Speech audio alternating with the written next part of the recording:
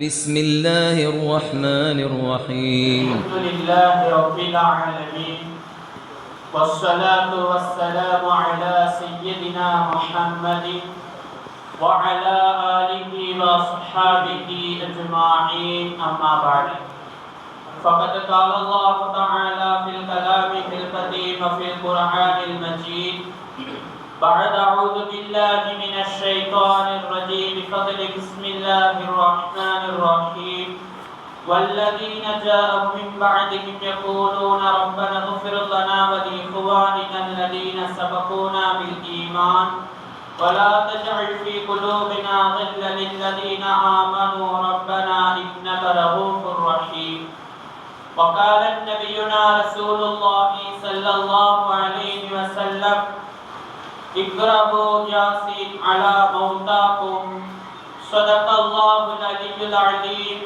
وصدق رسول النبي الكريم ونحن على ذلك من الشاهدين والشاكرين والحمد لله رب العالمين எல்லா புகழும் புகழ்ச்சியும் அல்லாஹ் ஒருவனுக்கே உரித்தாகட்டுமாக. அவனால் அனுப்பப்பட்ட ஈருலக தலைவர் கண்ணலம் பெருமானார் ரசூலுல்லாஹி ஸல்லல்லாஹு அலைஹி வஸல்லம் அவர்கள் மீதும் அவர்களினுடைய வாழ்க்கையை சற்றும் பிசகாமல் பின்பற்றி வாழ்ந்த உத்தம சத்திய சஹாபாக்கள் நல்லோர்கள் வலிமார்கள் குறிப்பாக இத்தருணத்தில் அமைந்திருக்கும் கேட்டுக்கொண்டிருக்கும் நம் அனைவர்கள் மீதும் அல்லாஹ்வினுடைய சாந்தியும் சமாதானமும் என்றென்றும் இன்றே என்றும் நிலவட்டுமாக. கண்ணியத்திற்கும் மரியாதைக்குரிய அல்லாஹ்வின் நல்லடியார்களே, அல்லாஹ் சுப்ஹானஹு தஆலா தன்னுடைய இஸ்லாம் என்கின்ற இந்த தீனை மனிதநேயம் என்கின்ற ஒரு விஷயத்தின் கீழ் அல்லாஹ் தஆலா அமைத்திருக்கின்றான். மனிதநேயம் என்பது வாழக்கூடிய காலங்களில் மட்டுமில்லாமல் நம்மிடத்திலிருந்து யாரேனும் நம்மை விட்டும் பிரிந்து விட்டார்கள் என்று சொன்னால் அவர்களுக்காக அவர்களுடைய கபருக்காக நாம் செய்யக்கூடிய ஒவ்வொரு செயலும் மனித நேயத்தை தான் குறிக்கிறது. ரசூலுல்லாஹி ஸல்லல்லாஹு அலைஹி வஸல்லம் அவர்களின் இடத்தில் அனஸ் ரலியல்லாஹு தஆலா அவர்கள் கேட்பார்கள், நாங்கள் செய்யக்கூடிய சதகாக்கள், நாங்கள் செய்யக்கூடிய ஹஜ்ஜுகள், நாங்கள் அவர்களுக்காக செய்யக்கூடிய நோன்புகள் இதெல்லாம் அவர்களுக்கு போய் சேருமா என்பதாக கேட்கும் பொழுது ரசூலுல்லாஹி ஸல்லல்லாஹு அலைஹி வஸல்லம் அவர்கள் சொல்லுவார்கள் நஅம் என்று சொல்லிவிட்டு அதை தொடர்ந்து சொல்லுவார்கள், யஃப்ரஹூன பிஹி கமா யஃப்ரஹு அஹதுக்கும் பித்தபக்கி. அவர்கள் நீங்கள் ஓதுவதை கொண்டு அவர்கள் மகிழ்ச்சி அடைவார்கள். எந்த அளவுக்கு என்று சொன்னால், எதை போன்று என்று சொன்னால், உங்களில் ஒருவர் மிகவும் கஷ்டப்பட்டு கொண்டிருக்கக்கூடிய அந்த நேரத்தில் யாரேனும் உதவி செய்ய மாட்டார்களா என்று எண்ணிக்கொண்டிருக்கக்கூடிய அந்த நேரத்தில் உங்களில் ஒருவர் உதவி செய்தால் அவர் எப்படி சந்தோஷப்படுவாரோ, அவர் எப்படி மகிழ்ச்சி அடைவாரோ, அதே போன்றுதான் கபரிலும் நீங்கள் செய்யக்கூடிய ஒவ்வொரு அமலும் அதன் மூலமாக அவர்கள் சந்தோஷப்படுவார்கள் என்பதாக ரசூலுல்லாஹி ஸல்லல்லாஹு அலைஹி வஸல்லம் அவர்கள் சொல்லி தருவார்கள். அது மட்டும் இல்லாமல் அவர்களுக்காக வேண்டி பாவ மன்னிப்பு தேடலாமா, அவர்களுக்காக வேண்டி குர்ஆனை ஓதலாமா என்றெல்லாம் இன்றைய சில குழப்பவாதிகளிடம் இருந்து வரக்கூடிய ஒரு கேள்விதான். அவர்கள் தானே மரணித்து விட்டார்கள், அவர்கள் இந்த உலகத்தில் என்ன செய்தார்களோ அதுதான் அவர்களுக்கு கபரில் கிடைக்கும் என்று அல்லாஹ் குர்ஆனில் சொல்கிறானே, ஆனால் நீங்கள் எல்லாம் ஓதுகிறீர்கள், அதெல்லாம் போய் அவர்களுக்கு சேராது என்று சில பேர் சொல்லிக் கொண்டிருக்கிறார்கள். ரசூலுல்லாஹி ஸல்லல்லாஹு அலைஹி வஸல்லம் அவர்கள் சொன்னார்கள், இக்ரஹு யாசின் அலா மௌதாக்கும், இக்ரஹு யாசின் அலா மௌதாக்கும், உங்களை விட்டு சென்ற மௌத்தானவர்களுக்கு நீங்கள் யாசினை ஓதுங்கள் என்பதாக ரசூலுல்லாஹி ஸல்லல்லாஹு அலைஹி வஸல்லம் அவர்கள் சொல்லுவார்கள்.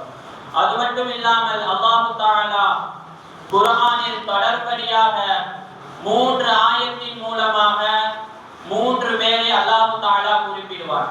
அதில் முதலாவதாக முஹாஜிரின்களை குறித்து அல்லாஹ் தஆலா சொல்லுவார். இரண்டாவது ஆயத்தில் அன்சாரிகளை குறித்து சொல்லுவார். மூன்றாவதாக நம்மளை பற்றி சொல்லுவார்.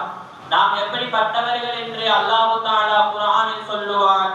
வல்லதீன ஜாஅஹும் மின் பஅதிஹிம் யகூலூன, அதற்கு பின்னால் வரக்கூடிய கூட்டம் இப்படி சொல்லும், ரப்பனா ஃபிர் லனா, எங்களுடைய பாவத்தை மன்னித்து விடு, வலிஹுவானின் அல்லதீன சபகூனா பில் ஈமான், எங்களை விட்டும் சென்ற சகோதரிகள், எங்களை விட்டும் சென்ற மூதாதையர்களுடைய பாவத்தையும் மன்னித்து விடு என்பதாக கூட்டம் கேட்கும் என்பதாக அல்லாஹ் தஆலா குர்ஆனில் குறிப்பிடுகிறார் என்று சொன்னால், நாம் அடுத்தவர்களுக்காக, குறிப்பாக மரணித்தவர்களுக்காக நாம் செய்யக்கூடிய ஒவ்வொரு அமலும் அவர்களுக்கு கண்டிப்பாக போய் சேரும் என்பதில் எந்த ஒரு சந்தேகமும் இல்லை. முஃமின்களே, நாம் சற்றே சிந்தித்து பார்க்க கடமைப்பட்டிருக்கிறோம். நம்மை விட்டும் பிரிந்த நம்முடைய தந்தை, நம்மை விட்டும் பிரிந்த நம்முடைய தாய், நம்முடைய சகோதரர்கள், இன்னும் நம்முடைய உறவினர்கள், அவர்களுக்காக நாம் ஒரு நாளாவது யாசின் ஓதக்கூடியவர்களாக இருக்கிறோமா என்பதை நாம் சற்று சிந்தித்து பார்க்க வேண்டும். இந்த உலகத்தில் வாழக்கூடிய நாம் நம்முடைய தேவையை நிறைவேற்றுவதற்காக வேண்டியே நாம் சென்று கொண்டு இருக்கிறோம். நம்மளை விட்டும் பிரிந்தவர்களை நாம் நினைக்கும் போதுதான் நம்முடைய வாழ்வு சரியாகும். அதனால் தான் உஸ்மான் ரலியல்லாஹு தஆலா அவர்களுடைய சம்பவத்தில் சொல்லுவார்கள், ரசூலுல்லாஹி ஸல்லல்லாஹு அலைஹி வஸல்லம்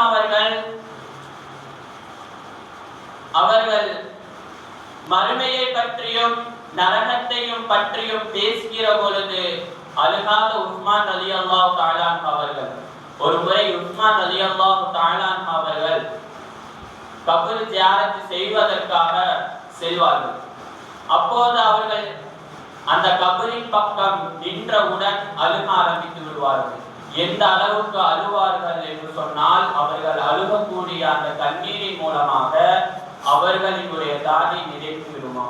இதை பார்த்த சஹாபாக்கள் எல்லாம் கேட்பார்கள், அமீருல் முஃமினீனே, ஏன் அழுகிறீர்கள்? ரசூலுல்லாஹி ஸல்லல்லாஹு அலைஹி வஸல்லம் அவர்கள் மறுமையை குறித்தோ நரகத்தை குறித்தோ சொல்கிற பொழுது நீங்கள் அழுகாதீர்கள், ஏன் நீங்கள் இப்பொழுது அழுகிறீர்கள் என்று கேட்கும் பொழுதுதான் சொல்லுவார்கள், ஒரு மனிதனினுடைய ஆரம்ப காலம் என்பது, அவன் நிரந்தரமான காலம் என்பது இந்த கபரு தான். இந்த கபரில் அவன் வெற்றி பெற்று விட்டான் என்று சொன்னால் அவன் எல்லா விஷயத்திலும் அவன் வெற்றி பெறுவான். அது மறுமையாக இருக்கட்டும். ஆனால் ஒரு மனிதன் இந்த கபரில் வைக்கிற பொழுது தோல்வியை சந்தித்து விட்டான் என்று சொன்னால் அவன் மறுமையிலும் நஷ்டவாளியாகத்தான் இருப்பான் என்பதாக உஸ்மான் ரலியல்லாஹு தஆலா அவர்கள் சொல்வார்கள். இது மட்டும் இல்லாமல் நாம் கவனிக்கூடிய ஒரு விஷயம், இக்காலகட்டத்தில் எத்தனையோ பேர் எதை வேணாலும் சொல்லலாம், ஆனால் அஹ்லு சுன்னத் வல் ஜமாத்தினுடைய கொள்கைகள் என்பது மரணித்தவர்களுக்கும் செய்யக்கூடிய துஆக்கள், கத்தம்கள், அதன் மூலமாக ஓதக்கூடிய யாசீன்கள் எல்லாம் அவர்களுக்கு போய் சேரும் என்பதை நாம் இந்த நேரத்தில் நாம் புரிந்து கொள்ள வேண்டும். அல்லாஹ் சுப்ஹானஹு வ தஆலா நம் முன்னால் சென்றுவிட்ட அனைவரினுடைய பாவத்தையும் அல்லாஹ் தஆலா மன்னித்தருள் புரிவானாக. அது மட்டும் இல்லாமல் அவர்கள் வாழக்கூடிய இடங்களை சொர்க்கத்தின் பூஞ்சவனமாக அல்லாஹ் தஆலா ஆக்கி அருள் புரிவானாக. நாளை மறுமை நாளில் கண்மணி நாயகம் ரசூலுல்லாஹி ஸல்லல்லாஹு அலைஹி வஸல்லம் அவர்களுடன் சேர்ந்து இருக்கக்கூடிய பாக்கியத்தை அவர்களுக்கும் நமக்கும் அல்லாஹ் தஆலா தந்தருள் புரிவானாக. வாஹிர தஅவானா அல்ஹம்துலில்லாஹி ரப்பில் ஆலமீன். அஸ்ஸலாமு அலைக்கும் வ ரஹ்மத்துல்லாஹி வ தஆலா வ பரகாத்துஹு.